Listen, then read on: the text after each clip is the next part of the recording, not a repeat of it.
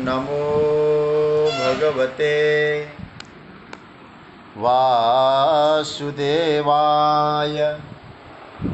कृष्णाय वासुदेवाय हरये परमात्मने प्रणतः क्लेशनाशाय गोविन्दाय नमो नमः। नमः परमहंसास्वादितचरणकमलचिन्मकरन्दाय भक्तजनमानसनिवासाय श्रीरामचन्द्राय। वागीशायस्य वदने लक्ष्मीर्यस्य च वक्षसि यस्यास्ते हृदये संवित् तं नृसिंहमहं भजे। गुरुर्ब्रह्मा गुरुर्विष्णुर्गुरुर्देवो महेश्वरः गुरुस्साक्षात् परब्रह्म तस्मै श्रीगुरवे नमः। भगवत चरण कमलानुरागी सभी आत्मीय स्वजन प्रियजन, आप सभी को मेरा प्रणाम, वंदन, अभिनंदन। जय श्री कृष्ण, राधे राधे। प्रभु की मंगलमयी कृपा से हम सभी स्वाध्याय परिवार के सदस्य समय का सदुपयोग करते हुए भगवत चिंतन में प्रभु की कृपा की अनुभूति कर रहे हैं। भगवान की मंगलमयी कृपा से श्रीमद् भगवद गीता का स्वाध्याय और चिंतन चल रहा है। आप बहुत आदर और श्रद्धा के साथ चिंतन मनन कर रहे हैं। छठे अध्याय का पहले श्लोक पर कुछ चिंतन हुआ है। आज हम लोग दूसरे श्लोक से आगे की यात्रा में जाएंगे। पहले श्लोक में भगवान ने केवल क्रियाओं का जो त्याग है और निरग्नि रहना, ये सन्यास का लक्षण नहीं बताया। वो योगी नहीं बन सकता है। भगवान श्री कृष्ण के दृष्टि में योगी कौन है? जो कर्म फल का आश्रय तो नहीं लेता, किंतु कर्म को प्रेम पूर्वक करता है, अपने कर्तव्य को करता है। और कल मैंने कहा था कि अधिकार पर ध्यान नहीं देता, अपने कर्तव्य पे ध्यान देता है। तो अधिकार तो दूसरे की रक्षा करें और कर्तव्य स्वयं का निभाएं, एक कर्म योगी होता है। परिवार में अधिकतर ही देखा जाता है, हम दूसरे के कर्तव्य पे ध्यान देते हैं, बोले उसको एक करना चाहिए था, और याद रखिएगा वहाँ कलह का जन्म होता है।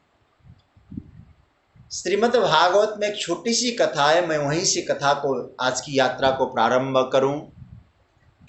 जब प्रयाग में भगवान शंकर विराजे थे तो दक्ष आया और भगवान शंकर समाधि की अवस्था, भगवान का नाम स्मरण करने लगे।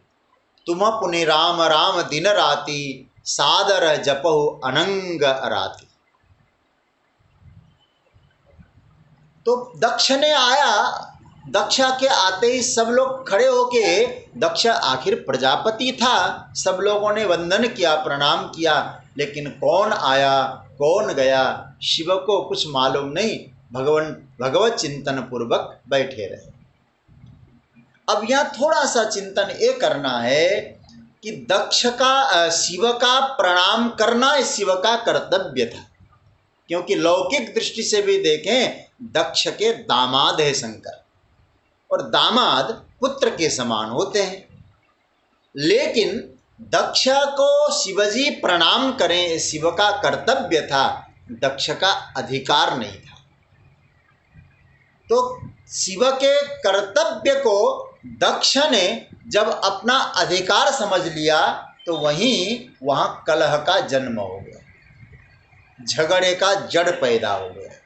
इसलिए हम लोग इस गीता के सूत्र के आधार पे समझें, गीता का कर्मयोगी कौन है? जो अपने कर्तव्य को तो निभाता है लेकिन अपने अधिकार को महत्व नहीं देता है।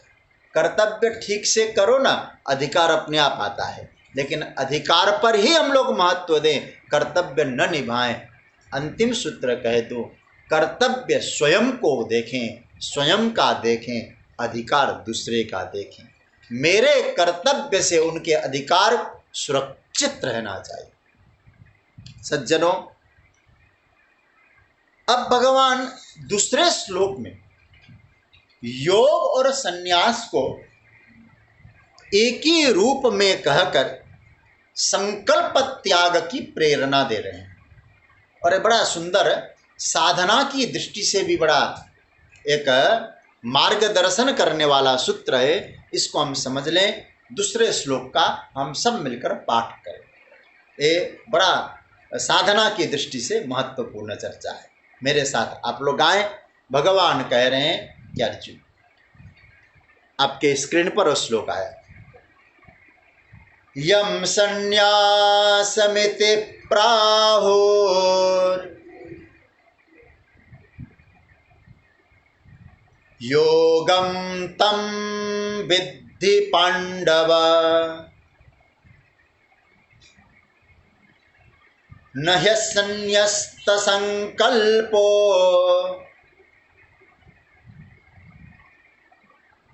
योगी भवति कश्चन। यम, हे पांडव, हे अर्जुन, यम संन्यासम इति प्राहु, यम संन्यासम इति, जिसे संन्यास कहा जाता है उसे तू योग समझ, और विद्धि मतलब समझ नहीं, क्योंकि असन्न्यस्त संकल्प, जिस व्यक्ति ने संन्यास अर्थात संकल्प को नहीं त्याग किया वो कभी भी योगी नहीं बन सकता है। ये इसका अर्थ है। थोड़ा एक एक चरण पर हम लोग अब चिंतन की यात्रा में जाएंगे। भगवान कह रहे हैं जिसे संन्यास कहते वही योग है। अंतर दोनों में कुछ नहीं है, केवल दृष्टिकोण का फर्क है। ये तो ऐसी बात हो गई, एक गिलास में आधा गिलास भरा हुआ है तो दूध, तो कहेगा कि आधा गिलास खाली है। तो महत्वपूर्ण है कि दोनों तरफ, दोनों ही मार्ग ठीक है। भगवान कहते हैं जिसे संन्यास कह रहे हो उसे योग समझो। और योग का अर्थ गीता में प्रसिद्ध है निष्काम कर्म योग। निष्काम भाव से किया जाने वाला कर्म ही योग है, निष्काम कर्मयोग। ऐसा निष्काम कर्मयोग जो त्यागेगा, भगवान कहते वो योगी नहीं हो सकता। संन्यास क्या है? संन्यास शब्द को थोड़ा सा समझ लेना आप लोग। देखिए, संन्यास जो शब्द है सम उपसर्ग है और न्यास शब्द है। संन्यास में छोड़ना भी है और पकड़ना भी है। सज्जनों, थोड़ा ध्यान से समझ लें। छोड़ने को भी संन्यास कहते हैं और रखने को भी संन्यास कहते हैं। इसलिए एक शब्द आता है संस्कृत में न्यास, उसी को अंग्रेजी में ट्रस्ट कहते हैं। विश्वास, ट्रस्ट। ये जो ट्रस्ट होता है ना, बनाते हैं, उसको संस्कृत का अर्थ है, शब्द है न्यास, रखना और संभालना। न्यास का अर्थ क्या हुआ? न्यास का अर्थ है रखा हुआ है। पजेशन का भाव वहां नहीं आएगा, अधिकार का भाव नहीं आए, सेवा का भाव आए। ट्रस्ट की प्रॉपर्टी है, हम उसका इस्तेमाल करें, व्यवस्था बनाएं, लेकिन उसके मालिक हम नहीं है, ऐसा भाव आ जाना ये संन्यास। मालिक मैं नहीं। संन्यास का यही सौंदर्य है। और गीता का संन्यास तो इसी की ओर इंगित कर रहा है कि संन्यास का मतलब उसने छोड़ा भी और रखा भी। जब छोड़ा तो तिरस्कार बिना छोड़ा, तिरस्कृत करके नहीं छोड़ा। मेरा कहकर छोड़ना है संन्यास नहीं। कोई चीज किसी को देना, त्यागना, यदि आपके भाव में ये मन में आया मेरे पास इतना था मैंने छोड़ा, तो आपका संन्यास नहीं। कभी कभी कोई सूत्र बड़े हृदय को छू जाते हैं। मैं आदरणीय श्री बीना रुंगटा जी बैठी होंगी, पूज्यपाद स्वामी श्री अखंडानंद सरस्वती जी महाराज के आश्रम वृंदावन में कई वर्ष पूर्व कलकत्ता के यजमानों ने भागवत कराई थी इस दास के द्वारा। वहाँ अभी तो उनका शरीर नहीं रहा, मिथिलेशा दीदी बहुत साध्वी, पूज्य राजेंद्र दास जी की कई बार उन्होंने कथा भी कराई। तो क्या हुआ कि वहाँ से हम निकलने लगे, जिस दिन हमारी विदाई थी कथा के बाद, कुछ उन्होंने मुझे लिफाफा में कुछ दिया, महाराज जी आपके लिए। मैंने कहा माता जी भरपूर मुझे कथा की दक्षिणा मिल गई है, गृहस्थी हूँ, गृहस्थ चलाने के लिए धन मिल गया है, सब व्यवस्था हो गई है, जहाँ मुझे जाना है वहाँ प्रसाद की भी व्यवस्था हो चुकी है। अब आप अकेलियाँ रहती, आप सेवा करें, कुछ आवश्यकता नहीं है माता जी, मुझे दीदी कहता हूँ, दीदी कोई आवश्यकता नहीं है। तो उन्होंने बहुत बढ़िया बात कही, पंडित जी लेने वालों को कब आवश्यकता पड़े, देने वाला अपना कर्तव्य पूरा कर रहा है, उसको आवश्यकता तब मैं दूं, ये देना नहीं माना जाएगा। भगवान कहते हैं योगी और सन्यासी का मतलब है धीरे धीरे धीरे धीरे बहिर्वृत्तियों को छोड़ना, त्याग करना। लेकिन वो त्याग मैंने पकड़ा था नहीं, वो था दूसरे का, अब तक मैंने उसको संभाला था, मैंने सेवा में दे दिया। ये भाव जीवन में आ जाए तो मेरे नारायण अच्छी तरह से पकड़ना, जब पकड़ा अच्छी तरह से उसकी सेवा की, छोड़ा तो अनासक्त भाव से छोड़ा, ये संन्यास है। पकड़ने का अर्थ होगा तो इतनी अच्छी तरह से वो सन्यासी पकड़ेगा, जैसे कांटे में गुलाब है तो गुलाब को पकड़ेगा, कोयले को पकड़ के व्यवहार करना है, अग्नि जलाना है, चिमटा से पकड़ेगा, बहुत अच्छी तरह से पकड़ेगा, हाथ नहीं जलाएगा। कल मैंने कहा था ना, सब्जी भी अमनिया करनी है, सुधारना है, चाकू का यूज करना है, हाथ काटने से बचाना। सन्यासी जो कर्म करेगा निर्लेप होकर करेगा, इसलिए आगे भगवान कहेंगे न यसन्यस्त संकल्प। तो इसका अर्थ यह है कि भगवान कहते हैं कि इंद्रियां मन बुद्धि के द्वारा जो भी क्रियाएं होती है, उन क्रियाओं में अहंकार का स्पर्श प्रवेश न करे, इसी का नाम है संन्यास। भगवान कहते हैं यदि संसार छोड़ा, परिवार छोड़ा, बच्चे छोड़े, पत्नी छोड़ी, सब कुछ छोड़ दिया, लेकिन भगवान कहते हैं तुमने यदि भीतर का संकल्प नहीं छोड़ा तो आपके जीवन का संन्यास फलित नहीं होगा। संन्यास कैसे फलित होगा? संन्यास के दो अर्थ समझ, न यह संन्यास्त संकल्प। लेकिन मैं पुनः कह दूं, आप सब सन्यासी हैं। कहीं मैं जिस सन्यासी की चर्चा कर रहा हूं वो वस्त्र त्याग करने वाले सन्यासी ठाकुर जी नहीं कह रहे हैं। देखिए, सम्यक न्यास सन्यास, भली भांति परित्याग कर देना सन्यास। कैसे भली भांति? जैसे कबीरदास जी की भांति। कबीरदास जी कहते हैं भगवान आपने जो शरीर दिया था ना, ज्यों की त्यों धर दीनी चदरिया, जैसा आपने दिया था मैंने वैसा ही आपके चरणों में समर्पित कर दिया। मेरा अपना इसमें किसी प्रकार की कालिमा मैंने लगाया नहीं है। वो संन्यास, अनात्मा को अनात्मा की तरह छोड़ देना, क्योंकि अनात्मा है, तो ये संन्यास एक अर्थ है। दूसरा संन्यास का अर्थ है परम पूज्य प्रातस्मरणीय स्वामी श्री अखंडानंद सरस्वती जी का भाव, बड़ा सुंदर भाव है। देखिए, सती परमात्मनि अधिष्ठाने न्यासा अध्यस्तस्त्वेन निरीक्षणम संन्यास। संस्कृत भाषा का सौंदर्य जरा देखिए। और आप लोग अभी तो कई लोग संस्कृत का क्लास भी ले रहे हैं, कर रहे हैं। सत परमात्मा है, उस सत परमात्मा अधिष्ठान के रूप में है और संपूर्ण प्रपंच को उस सत परमात्मा में अधिष्ठान में अध्यस्त के रूप में देखना ये संन्यास है। सत न्यास अथवा समन्यास, दोनों अर्थ बनेंगे। थोड़ा संस्कृत का नॉलेज है ना, आपको मजा आ जाएगा। देखिए, सत न्यास सम न्यास, दो न होंगे, डबल न होंगे, वहां सिंगल न में संन्यास नहीं बनेगा। अथवा सत परमात्मा में न्यास कर देना, सम अच्छी तरह से न्यास कर देना, संन्यास।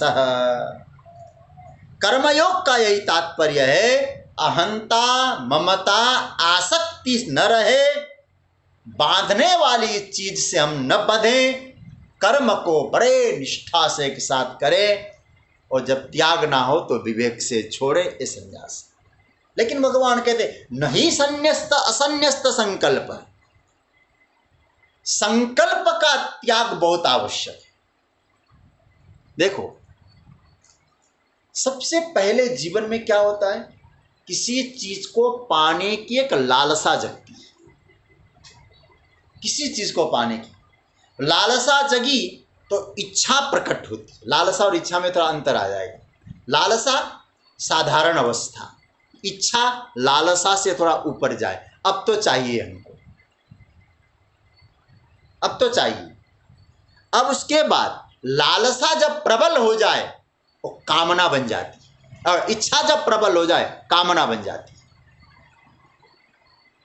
कामना, अब उसके बाद कामना जब प्रबल हो जाए उसको पाने का संकल्प बनता है। लालसा, इच्छा, कामना, संकल्प। तो धीरे धीरे लालसा इच्छा में तब्दील हो गई, इच्छा कामना में तब्दील हो गई, और कामना फिर संकल्प का निर्माण कर देती। एक श्लोक आता है हमारे साहित्य में, शायद महाभारत का श्लोक। वो प्रार्थना कर रहा है कोई साधक परमात्मा से, काम से, काम जानामि ते मूलम संकल्पात किल जायते। हे काम, संकल्प से उत्पन्न होने वाले तुम, मैं कभी संकल्प ही नहीं करूंगा, संकल्प ही नहीं रखूंगा किसी चीज का, फिर मेरे जीवन में तो आएगा भी नहीं। तो याद रखना, हम योगी तब तक नहीं बन सकते जब तक दिमाग में खटर पटर चला हुआ है कामना का। इसलिए संकल्प शून्य हो जाना। अब थोड़ी सी गंभीरता में हम लोग उतरे। यहां तक तो आपको समझ में आया कि भगवान जो बात कह रहे हैं, योग और संन्यास में अंतर नहीं है, लेकिन संकल्प का त्याग किए बिना कोई योगी नहीं हो सकता। थोड़ी सी हम लोग वेदांत में प्रवेश करते हैं। देखिए, दर्पण में हम लोग खड़े होते हैं। दर्पण में खड़े होने पर हम लोग क्या देखते हैं? दर्पण में हम स्वयं को देखते हैं, और स्वयं को देखते हैं तो दर्पण में इधर उधर करते हैं तो है अपना प्रतिबिंब ही तो है। ब्रश करते हैं तो अपना दांत अपने साफ होते हैं, तो प्रतिबिंब को ब्रश नहीं कराया जाता है। जैसे अब इसका अर्थ क्या हुआ? दर्पण क्या है? बोले चित्त की वृत्ति ही दर्पण है। चित्त की वृत्ति दर्पण, मेरे कारण इस दर्पण में सब दिख रहा है। मतलब मैं खड़ा हूं तो दर्पण में दिख रहा है। अब आपसे पूछता हूं थोड़ा सा, दर्पण में मेरे कारण दिख रहा है, पर जहां दिखता है वहां है नहीं। भूतकाल में था, नहीं था। भविष्य में रहेगा, नहीं रहेगा। वर्तमान में दिख रहा है, वो है वहां? वर्तमान में भी नहीं है, केवल दिख रहा है। तो इसका मतलब, इसलिए दर्पण का भूतकाल नहीं है, दर्पण का भविष्य काल नहीं है। दर्पण वर्तमान में तो दर्शन कराता है, लेकिन जो है वो भीतर कुछ भी नहीं, जो दिखाई दे रहा है, क्योंकि आपका ही स्वरूप दिखाई दे रहा है। इसलिए तो बहुत बढ़िया सूत्र दिया, तोरा मन दर्पण कहलाए। मन को दर्पण कैसे बनाया जाए? देखो, मन को दर्पण बनाने का अर्थ होता है जो कुछ है वर्तमान में दिखाई तो पड़ रहा है, लेकिन जिस काम के लिए उपयोग किया वो है, बाकी कुछ है ही नहीं। मतलब भीतर कुछ भी नहीं है, केवल हमने मान लिया कि वो है। दर्पण के भीतर हम हैं। और एक व्यक्ति कहे कि हम तो बचपन में भी तुम्हें ही देख रहे थे, अभी भी दिखा दो बचपन वाला चित्र। बोले नहीं, मैं दिखा नहीं सकता। तो दर्पण को देख लिया, काम खत्म। तो इसका मतलब हमारा मन संकल्प विकल्प रहित होने का मतलब मन दर्पण बन जाए। वर्तमान में जो परिस्थितियां आ जाए वो ठीक ढंग से निभा लो। निभाने के बाद तुम्हारा दर्पण से काम हो गया ना, हट गए, तो आपका सब कुछ हट गया, वहां कुछ भी नहीं रहा। तो न भूतकाल रहा न वर्तमान काल रहा। तो ध्यान देना, संकल्प जो खटर पटर होता है या तो भूत को लेकर होता है या भविष्य को लेकर होता है। तो मन को दर्पण बनाने का मतलब यह हुआ कि मुझ में नहीं है, मन मेरा दर्पण जैसा है। और एक बात याद रखना, दर्पण हर वस्तु को प्रतिबिंबित करता है पर तिरस्कृत किसी को नहीं करता। तुम अच्छे नहीं हो, तुम काले हो, तुम ऐसे हो, नहीं। प्रतिबिंबित करने के लिए वो चयन नहीं करता है, कोई आए उसी को प्रतिबिंबित कर देता है। ऐसा मन होगा कि हमारा आए, ठीक है, स्वीकार कर लिया। जो परिस्थितियां आए स्वीकार कर लिया, जो समय आए स्वीकार कर लिया, जैसा कार्य आए स्वीकार कर लिया। कार्य पूरा हो गया, हम भी पूरे हो गए। होता क्या है, हम लोग बसा लेते हैं दर्पण, मन में बसा लेते हैं। कैसे बसा लेते हैं? किसी का घर देख लिया, बहुत सुंदर घर, मन में बसा लिया। घर ने परेशान नहीं किया, उस घर को मैंने संकल्प के रूप में हमारा ऐसा बन जाता। किसी की बढ़िया गाड़ी में चल रहे हैं, अरे क्या गजब की गाड़ी, हमारी तो टूटी फूटी है। परिणाम क्या हुआ? उस घर को, उस गाड़ी को मन में बसा लिया। भगवान कहते संकल्प निवृत्त होना है। कोई भी वस्तु व्यवहार तक सीमित रखो, लेकिन उसको मन में बसा लोगे, संकल्प उठेंगे, और संकल्प उठेंगे तो आपका मन खटर पटर होगा, साधना की यात्रा नहीं चलेगी। रहे संसार में, रहना ही पड़ेगा। ये अच्छा है, ये बुरा है, ये मन में भरना ही गड़बड़ है। संकल्प मन, अच्छा, मन का धर्म क्या है? संकल्प विकल्पात्मकम मन है। राग द्वेष, ये सांसारिक पदार्थों की जो वृत्ति है ना, इसी का नाम है संकल्प। संकल्प विकल्प वाला स्वभाव जब तक ठीक नहीं होगा, अपने स्वरूप को हम लोग प्रकट नहीं कर सकते। अब एक बात और समझना, संकल्प और विकल्प हमेशा अन्यों को लेकर होता है। आपको अपना न संकल्प है न विकल्प है, और दूसरे को देखकर ही संकल्प विकल्प होता है। बहुत ध्यान से समझने जैसी बात है। हम दूसरे को देखते हैं और हमारा जितना भी कर्म है ना, दूसरे से प्रभावित होता है।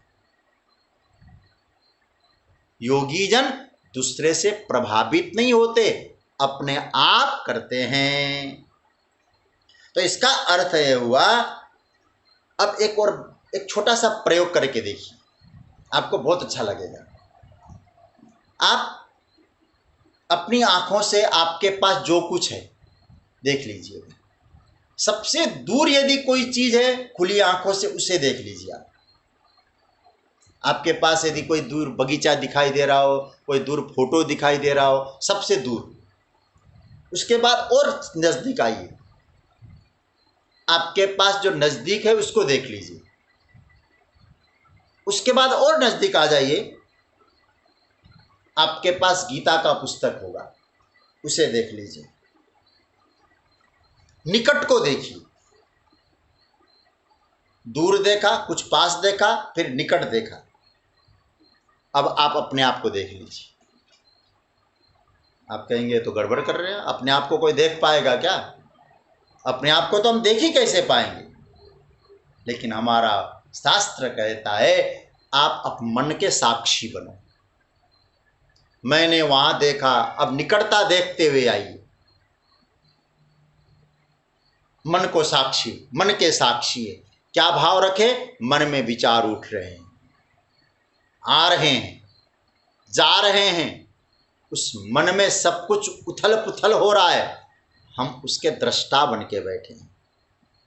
मन के बारे में जब व्यक्ति सोचने लगता है इस प्रकार का, तो संकल्प विकल्प धीरे धीरे गायब होंगे।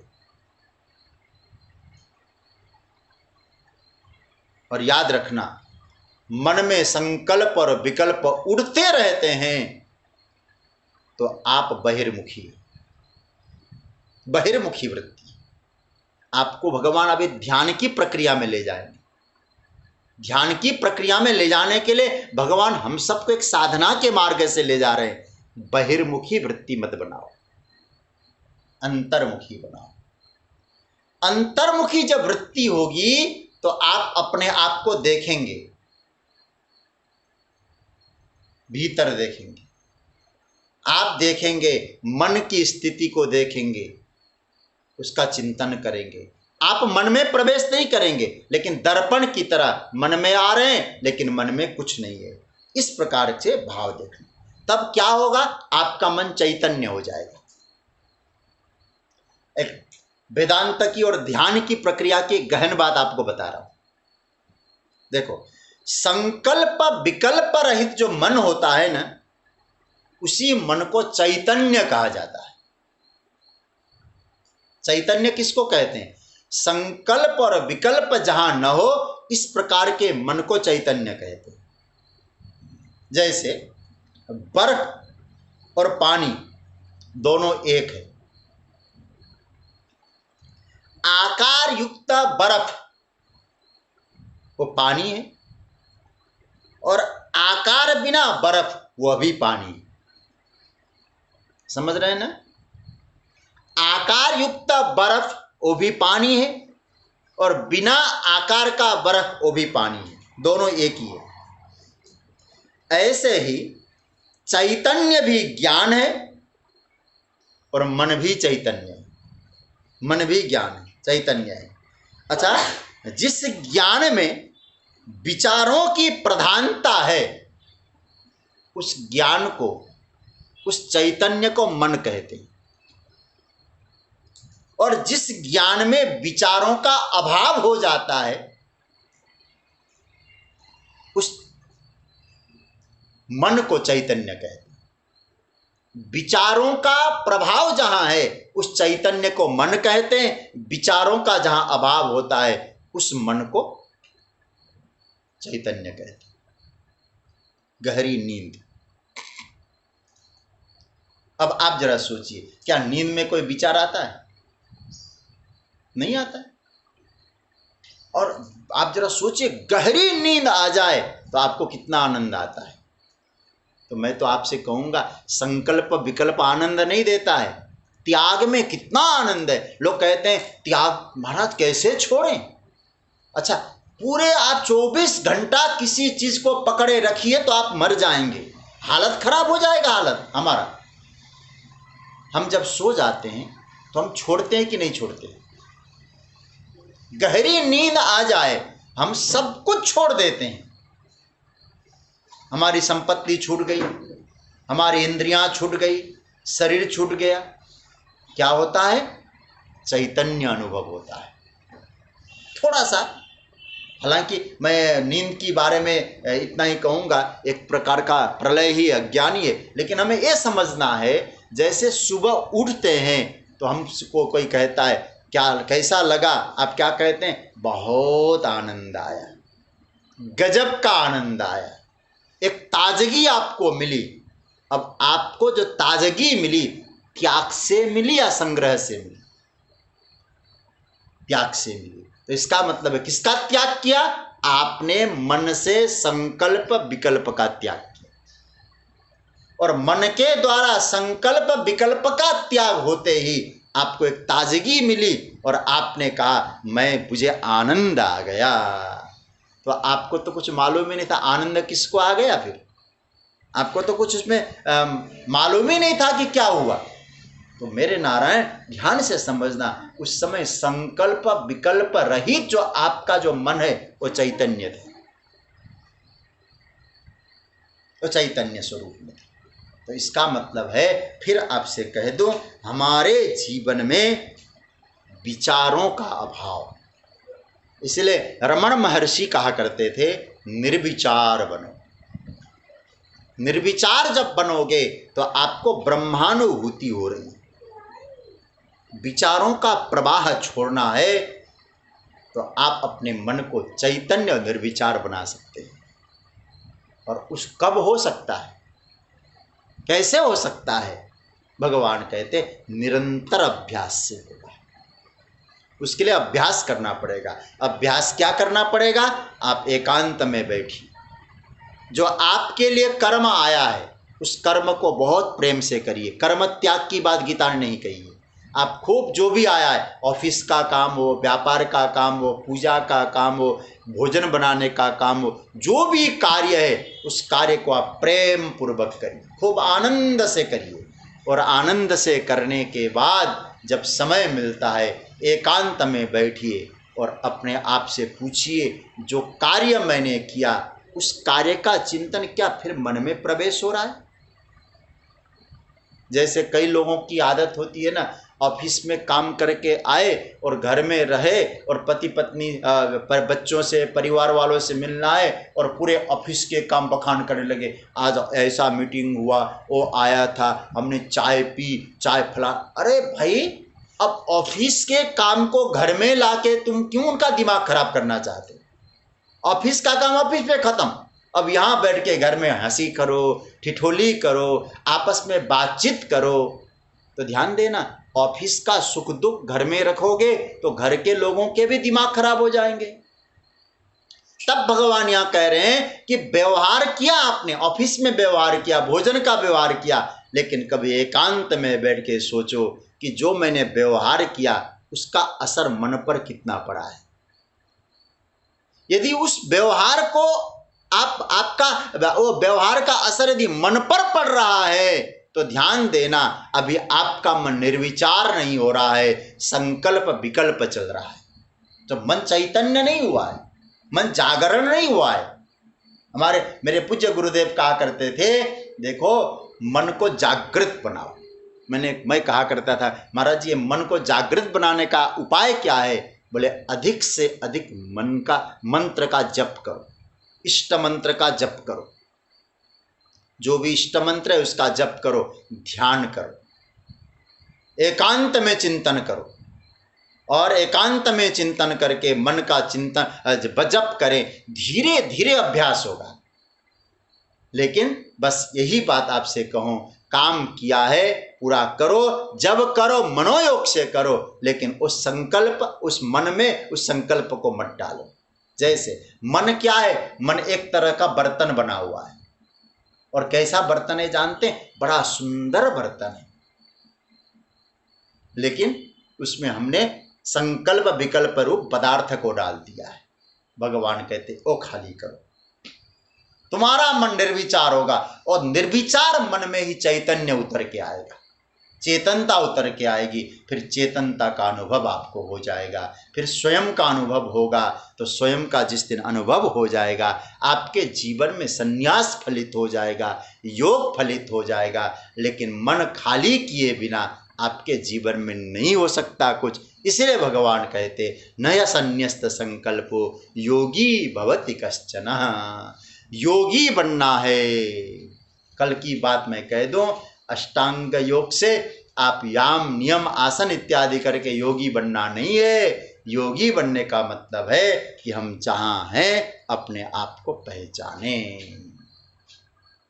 तो मेरे नारायण, इस प्रकार से संकल्प त्याग किए बिना कोई योगी नहीं हो सकता है।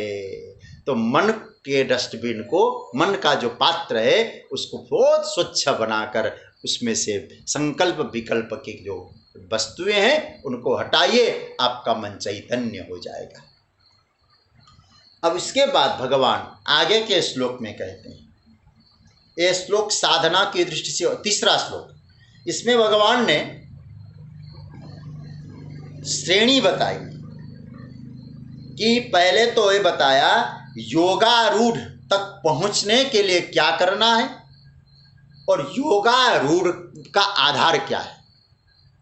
योगारूढ़ की बड़ी 2 श्लोकों में व्याख्या की है और दोनों श्लोकों में भगवान योगारूढ़ शब्द का प्रयोग करते हैं। आइए तीसरे श्लोक का हम लोग पहले पाठ करें, बड़े ध्यानपूर्वक, बड़े आनंद के साथ, उसके बाद हम लोग आगे की चर्चा। तृतीय श्लोक। आरुरुक्षोर्मुनेर्योगम्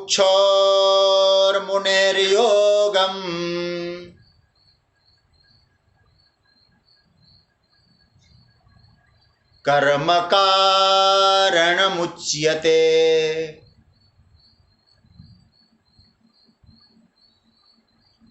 योगारूढ़स्य तस्यैव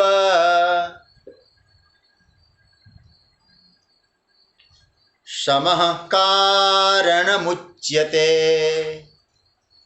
भगवान कह रहे हैं योगम आरुरुक्षो मुनेः कर्म कारणम उच्यते तस्या योगारूढ़स्य सम एव कारणम उच्यते। योग में जो आरूढ़ होने वाले इच्छुक मुनि है उनके लिए साधन क्या है? बोले निष्काम कर्म योग। और उस योगारूढ़ जो मुनि है उस मुनि के लिए,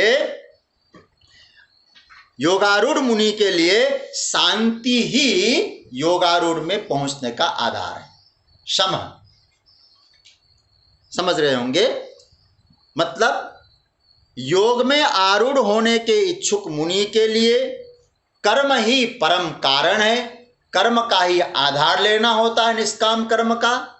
और जब योगारूढ़ मुनि पहुंच गए तो वहां समः कारण, शांति ही उसके जीवन में कारण है, शांति ही जीवन में आधार माना जाएगा। ध्यान से सुनिएगा आप, 1-2 शब्द मैं आपसे कहूंगा, यहाँ 2 शब्दों पे अंडरलाइन करिएगा। एक आरुरुक्ष, एक योगारूढ़, 2 शब्द, आरुरुक्ष और योगारूढ़। योग में आरूढ़ होना और योगारूढ़। जैसे मैं कहूं एक व्यक्ति है प्यासा, उसको बहुत प्यासा था, 3-4 गिलास आपने पानी पिलाया, पानी पिलाने के बाद वो तृप्त हो गए, प्यास बुझ गई। तो अब आप समझ जाएंगे आरुरुक्ष कौन है? बोले प्यासा है, वो यात्रा कर रहा है, साधना में पद पे है। और जो योगारूढ़ कौन है? वो तृप्त है, प्यासा नहीं है। वो योग में जो आरूढ़ होना चाहता है उसको आरुरुक्ष कहते, जो आरूढ़ हो गया है उसको योगारूढ़ कहते हैं।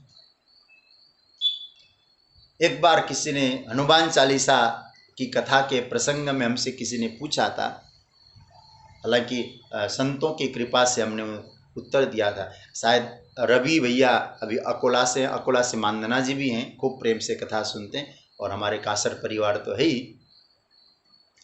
तो वहाँ अकोला की कथा में शायद किसी ने हमसे एक प्रश्न किया था कि हनुमान चालीसा में साधु संत के तुम रखवारे ये कहा है, साधु कौन है और संत कौन है? तो वो दोनों बात यहाँ, साधु कौन है?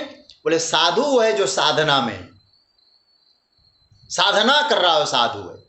संत कौन है? साधना करते करते जब साध्य को पा लिया वो संत है। भरत सरिस को राम सने। तो कहने का तात्पर्य है आरुरुक्ष योगारूढ़, आरुरुक्ष यात्रा में है, योगारूढ़ मंजिल को पा चुका है। तो अब ध्यान से समझना तस्य योगारूढ़स्य, उस योगारूढ़ जो हो गया समः कारण, मन का संयम। अब पहला तो सूत्र समझना, आरुरुक्षो मुनिर्योगम कर्म कारणम उच्यते। आपको वहां पहुंचना है तो सीढ़ी क्या है? बोले आपके जीवन की सीढ़ी है कर्म। समः कारणम आरुक्षर मुनिर्योगम कर्म कारणम, कर्म एव कारणम तस्य। देखो, कर्म ही कारण है। कर्म क्या है? भगवान ने योग कर्म सुकौशलम कहा है। कर्म में कुशलता ही योग है, बस ये योग का मार्ग है।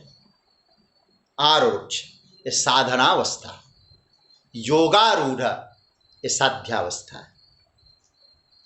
आरुक्षों के लिए कर्म साधन है, योग में जो आरूढ़ हो चुका है उसके लिए सम कारण है। अब सम शांति कब मिलेगी? फिर सम मतलब शांति, इंद्रियों का संयम। जब तक मन शांत नहीं तब तक आप योगारूढ़ नहीं हो सकते। और मन शांत होता है कर्मयोग से। जब तक कर्म नहीं करेंगे, काम नहीं करेंगे, आपका मन शांत नहीं होगा, आप में खटर पटर होता रहेगा। मैं कई बार उदाहरण दे चुका हूं, फिर एक बार दे रहा हूं। कोई विद्यार्थी, कोई छात्र, उसको होमवर्क मिलता हो, जब तक वो नहीं करता है बेचैन रहता है।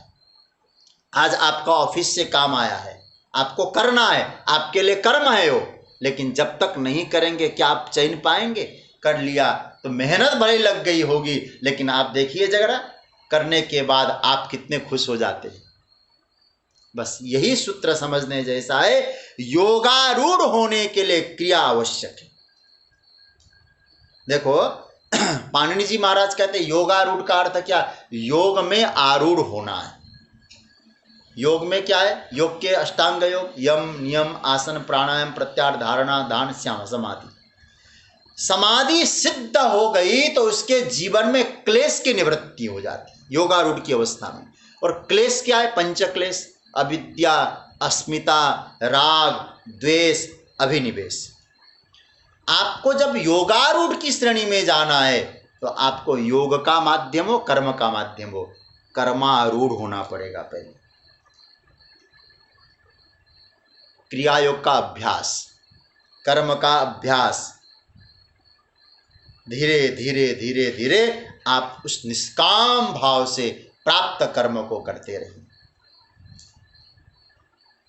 और ध्यान देना, जब व्यक्ति साधना के पथ पे निष्काम कर्म करता रहेगा, भगवान कहते हैं समः कारणम उच्यते, उसके जीवन में शांति का आविर्भाव हो जाएगा। शम या मन की सावधानी। शम कैसे? शम आएगा योगारूढ़ होने पर, लेकिन याद रखना, वहां तक पहुंचने के लिए जो आपको मन की शांति चाहिए, कर्म आपके लिए कारण है, और कर्म शांति देते हैं। पूज्यपाद स्वामी चिन्मयानंद जी महाराज, चिन्मय मिशन वाले, गीता के इस श्लोक की बड़ी सुंदर उन्होंने अपने दृष्टिकोण से व्याख्या की। ध्यान योग पर आरूढ़ होने के लिए प्रथम साधन है कर्म। ये पूज्य महाराज श्री का भाव है। उन्होंने योगारूढ़ को अश्वारूढ़ कहा है। योगारूढ़ क्या है? अश्वारूढ़। अश्व मतलब घोड़ा। योग में आरूढ़ होना मतलब घोड़े पे आरूढ़ होना। अब आप जाइए, कोई घोड़ा आ रहा है, उस घोड़े को पकड़ के बैठ जाइए, तो शायद क्या होगा? घोड़ा तो हो जाएगा आपके ऊपर और आप हो जाएंगे नीचे। समझ रहे होंगे ना बात? क्योंकि अभी आपने अभ्यास किया ही नहीं घोड़े पे कैसे बैठना है। और यदि अभ्यास नहीं किया तो परिणाम क्या होगा? पतन हो जाएगा। इसलिए योगारूढ़ जो होगा, पहले सीखे तो सही घोड़े में कैसे बैठना है। इसी सीखने का नाम है कर्म। कर्म हमें सिखाता है कैसे करना है। सीख कर बैठिए, नहीं तो बहुतों का पतन हो गया। विश्वामित्र का पतन हो जाता है, जैमिनी का पतन हो जाता है। पतन संभव है यहाँ। तो भगवान क्या कहना चाह रहे हैं? ठाकुर जी हम सबको संकेत करना चाहते हैं, अश्वारूढ़ है, घोड़े के लगाम को पकड़ना पड़ता है, ठीक ढंग से घोड़ा मंजिल की ओर जाए, नहीं तो रथ भी कहीं जा सकता है। हमें क्या करना होगा? भगवान कह रहे हैं घोड़े को लगाम पकड़ना है, घोड़े पे बैठकर दूर तक यात्रा करनी है। पहले बैठने का अभ्यास करना पड़ेगा, घोड़े को कैसे ठीक करना है इसका अभ्यास, उसके लिए कर्म है। कैसा कर्म? निष्काम कर्म। समत्व बुद्धि से निष्काम भाव से आप कर्म करें। अब एक बड़ा सुंदर भाव आपको दे रहा हूं, देखो, समत्व बुद्धि पूर्वक निष्काम भाव से कर्म करेंगे तो आप ट्रेंड हो जाएंगे। आपके मन में किसी प्रकार का संकल्प विकल्प नहीं होगा। कैसे नहीं होगा? क्योंकि आप जब कर्म करेंगे तो आपके मन में भाव आएगा, मैं किसके लिए कर रहा हूं, किसके लिए कर रहा हूं। और कर्मयोगी का लक्ष्य क्या होना चाहिए? भगवान कहते हैं जैसे हमें जो कुछ प्राप्त हुआ है, कहां से मिला है? बोले संसार से मिला है। इंद्रियां किसने दी? भगवान ने दी। अब आप जरा सोचिए, एक आंख न दी होती, एक ही आंख दी होती तो क्या करते आप? भगवान से मुकदमा लड़ते क्या? हमारे पास जितनी बुद्धि प्रभु ने दी उतनी बुद्धि न दी होती प्रभु ने, हम क्या करते? भगवान के साथ जाते, हमको इतनी बुद्धि कम क्यों दी, उससे केस लड़ते। इसका मतलब है दिया है उन्होंने, वस्तुएं प्राप्त हुई है संसार से, इंद्रियां प्राप्त हुई है परमात्मा से, मन मिला है परमात्मा की कृपा से। तो जिससे जो कुछ मिला है उसमें उसको देना और बढ़ा के देना, सुंदर बना के देना। अच्छा, एक छोटी सी बात आपसे कहूं, हम किसी काम को करने के लिए बैंक से लोन लेते हैं। लोन जितना हमने लिया है जब वापस करते हैं उतना ही करते हैं कि बढ़ा के देना पड़ता है। पता नहीं कितना ब्याज बना देता है, कितना परसेंटेज देना पड़ता है। तो इसका मतलब एक साधारण बैंक जब हमको कुछ देता है हम उसको बढ़ा के देते हैं। ये संसार, ये परमात्मा का कितना बड़ा बैंक है, हमको कितना दिया है उसने, हम उसको और बढ़ा के देने की कोशिश करें। जितना दिया उतना देने की कोशिश करें, सेवा के लिए दें। भगवान कहते हैं क्या होता है इससे? धीरे धीरे धीरे जो हमारे ऊपर का जो कर्जा है ना, वो कर्जा कम हो जाएगा, कर्जा कम होगा। और याद रखिएगा सज्जनों, संसार से मिला है संसार को देते जाएं, उसको सेवा में लगाएंगे। भगवान कहते हैं उसके जीवन में कर्म बंधन नहीं रहेगा। भी संस्कृत में एक मजेदार बात आपको सुना देता हूं। हमारे यहाँ एक दो प्रकार की एक पद्धति होती है, अन्वय पद्धति और व्यतिरेक पद्धति। अब दोनों पद्धति से आपको समझा देते हैं। अन्वय पद्धति से समझना है तो कर्म का हेतु क्या होना चाहिए।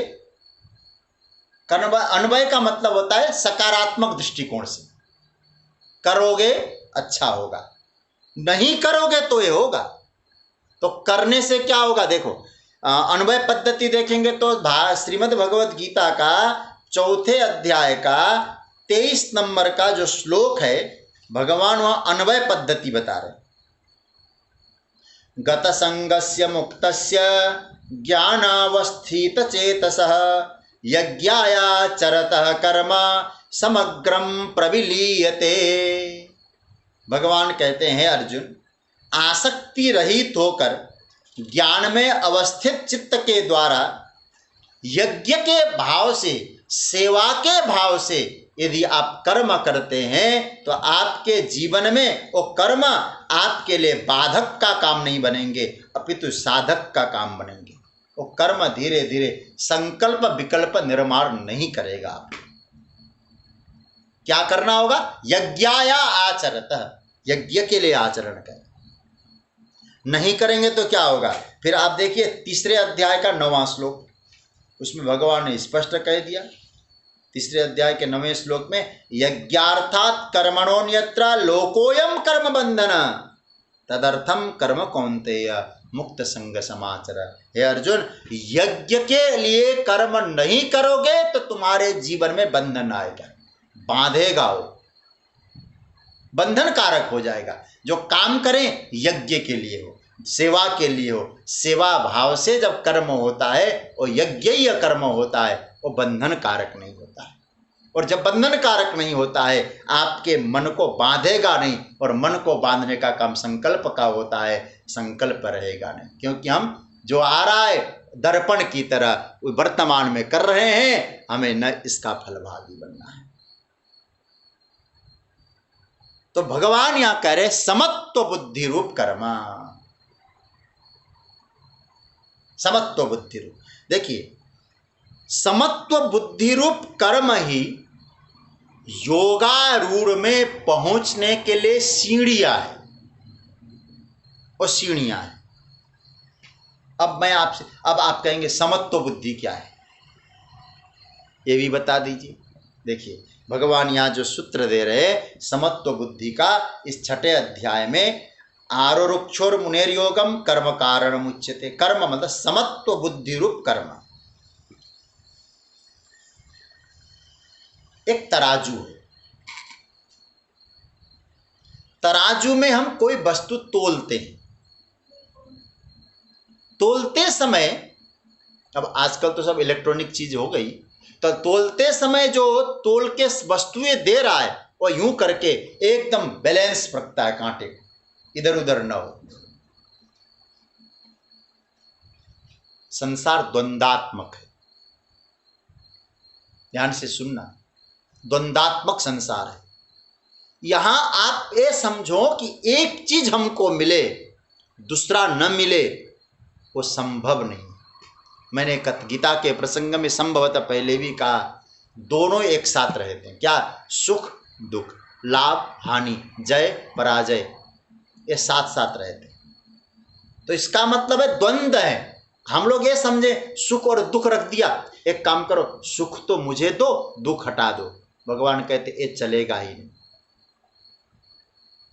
लाभ तो मुझे देना, हानि हटा देना, जय तो मुझे देना, पराजय हटा देना। भगवान कहेंगे ये भ्रम में मत रहो। यदि स्वीकारना हो तो दोनों को स्वीकारो, अस्वीकारना हो तो दोनों को छोड़ो। यदि तुम्हें दुख नहीं चाहिए तो सुख त्यागने का हिम्मत रखो। लाभ नहीं चाहिए आपको, हानि नहीं चाहिए तो लाभ त्यागने का हिम्मत रखो। यदि हिम्मत नहीं है, जैसे लाभ को स्वीकारते हो वैसे हानि को स्वीकारो। हिम्मत नहीं है, जैसे सुख को स्वीकारते हो वैसे दुख को भी स्वीकारो। चॉइस नहीं है यहां। इसलिए भगवान क्या कह रहे, समत्व बुद्धि का मतलब द्वंद्व है जगत में। तुमको तो दोनों द्वंद्वों के बीच में तराजू का जो कांटा है ऐसे रहना है, बैलेंस बना के रहना है। बराबर का मामला हो भाई ठाकुर जी। यदि हमारे जीवन में दुख है, दुख को भी, यदि मैं सुख की इच्छा रख रहा हूं तो दुख को स्वीकारने का साहस भी रखता हूं। यदि मेरे मन में जो है सुख लाभ की इच्छा है तो हानि को भी स्वीकारने की हिम्मत रखता हूं। और हमारे जीवन में तनाव का मूल कारण क्या है? चॉइस, चयन करना। और भगवान योगारूढ़ में पहुंचाना चाह रहे हैं आपको, चयन बंद करो। द्वंद्व है जगत में, निर्द्वंद संसार में नहीं हो सकता। लेकिन उस निर्द्वंद की यात्रा में जाना है तो तुम्हारा मन निर्द्वंद बने। साधना के दृष्टिकोण से दोनों को स्वीकारो। फिर निर्द्वंद का मतलब क्या है? संसार द्वंद्वात्मक है। अब क्या करो? बस तराजू। और इतना ही नहीं, मैं आपको कहूं, अब इन दोनों में तोलना बंद करो। बस हम लोग क्या कहते हैं, इतना सुख आया ना, सुख का पलड़ा नीचे जाए, दुख का पलड़ा ऊपर हो, मतलब सुख ज्यादा हो दुख कम हो। भगवान कहते अब एक काम करो, उसे भी हटाओ उसे भी हटाओ, सुख भी हटाओ दुख भी हटाओ, तुम आनंद में रहो। चुनना बंद कर दो, चयन करना बंद कर दो। और ध्यान देना, मन जिसे चुनता है, यदि मन ने किसी चीज को चयन कर लिया और मन चयन की हुई वस्तु तक पहुंच गया तो याद रखना वो मन ज्यादा दिन टिकेगा नहीं, उब जाएगा। मन को इच्छा है सुख की, और मन चयन कर रहा है सुख का और सुख तक पहुंच गया, क्योंकि उसका चॉइस है ना। और याद रखिएगा, वो सुख उसके एक दिन दुख का कारण बन जाता है, सुख दुख हो जाता है। फिर जो भी वस्तु आपने चयन करके पाया हो, आप उस चयन की हुई चीज को देखिए और आप अपने आप से मिलाइए। हमने चयन किया था, पाया, अब आगे इच्छा है कि नहीं है? क्या आप पूर्ण सुखी हैं? मन को ऊब जाना होता है। इसलिए भगवान यहाँ कह रहे हैं, संकल्प होगा तो विकल्प भी होगा। तो संकल्प और विकल्प दोनों से ऊपर उठना है। दो भाव में आपसे पुनः कह दूं, या तो दोनों को सहज रूप से स्वीकारो या दोनों से ऊपर उठ जाओ। लेकिन साधना की अवस्था में अब आपको ऊपर उठना है। इसलिए सुख और दुख, लाभ और हानि, जय और पराजय, इन दोनों सभी द्वंद्वों से मन को निर्मुक्त बनाओ, मन को मुक्त करो, क्योंकि आप योगारूढ़ की अवस्था में पहुंच रहे हैं। और जिस समय आपको योगारूढ़ में पहुंचना है तो याद रखिएगा, उस समय आपको शांति चाहिए। समः कारणम् उच्यते, वह शांति चाहिए। आप अशांत होकर आप नहीं कर सकते कुछ कार्य। समः, सावधानी है वह। इसलिए हमारे कुछ आचार्यों ने कहा समः कारण मतलब सावधानी ही कारण। हमारे यहाँ एक हर जगह लिखा हुआ आता है ना, सावधानी हटी तो दुर्घटना घटी। सावधानी हट गई तो मन को सावधान रखना है। व्यवहार में भी सावधान, परमार्थ में भी सावधान, हमारा मन कहीं इधर उधर न चला जाए। तो आप अपने आप से पूछना, अपने आप को देखना, तो मन में संकल्प विकल्प न उठे, मन को सावधान रखना है, तब आप योगारूढ़ की अवस्था में पहुंचते हैं। फिर ये चौथे श्लोक में मैं केवल संकेत कर दूं, यहाँ तो तीसरा श्लोक आप समझ गए होंगे, आरुक्षोर मुनेर्योगम कर्म कारण मुच्यते। जो आरुक्ष आगे बढ़ना चाहता है, योगारूढ़ की अवस्था की ओर जाना चाहता है, उसके लिए कर्म ही कारण है, कर्म ही आधार है। और जो योगारूढ़ में पहुंच गया उसके लिए सम ही कारण है। जीवन की शांति, जीवन की सावधानी, संयम, यही उसके लिए कारण है। तो कर्म करके आगे बढ़ो और एकांत में बैठ के सावधानी पूर्वक संकल्प विकल्प से मन को रहित करो। अच्छा महाराज, फिर ये जो योगारूढ़ की अवस्था में पहुंच गए, वहां तक हम यात्रा कर रहे हैं, तो योगारूढ़ की डेफिनेशन क्या कहेंगे? चौथे श्लोक में केवल अर्थ बता दूंगा, आप थोड़ा सा होमवर्क करके आएंगे कल तो अच्छा हो जाएगा। इसको चिंतन करके आइएगा। पाठ करते हैं, चलिए मनोज भैया इसको स्क्रीन पे दे दीजिएगा। चौथे श्लोक में हम लोग फिर इसका पाठ करके और हम लोग इसका अर्थ बता के मैं चर्चा को विराम दूंगा। यदा हि निन्द्रियार्थेषु न कर्मस्वनुसज्जते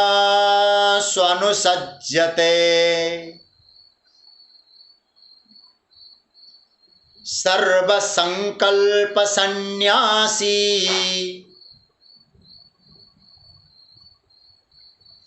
योगारूढ़स्तदोच्यते। यदा ही मतलब क्योंकि, यदा जब, इंद्रियार्थेषु इंद्रियों के विषयों में, और कर्मसु कर्म में न अनुसज्जते आसक्ति नहीं रहेगी। इसका अर्थ समझ लेना, जब इंद्रियों के विषय में और अपने कर्म में आसक्ति नहीं होगी, सर्व संकल्प सन्यासी, सारे संकल्प का उसने त्याग कर दिया हो, योगारूढ़स्तदोच्यते, वही योगारूढ़ है, उसको योगारूढ़ कहा जाता है। अब इस योगारूढ़ की चर्चा हम लोग कल के प्रसंग में करेंगे। आज यहाँ चर्चा को विराम कि आज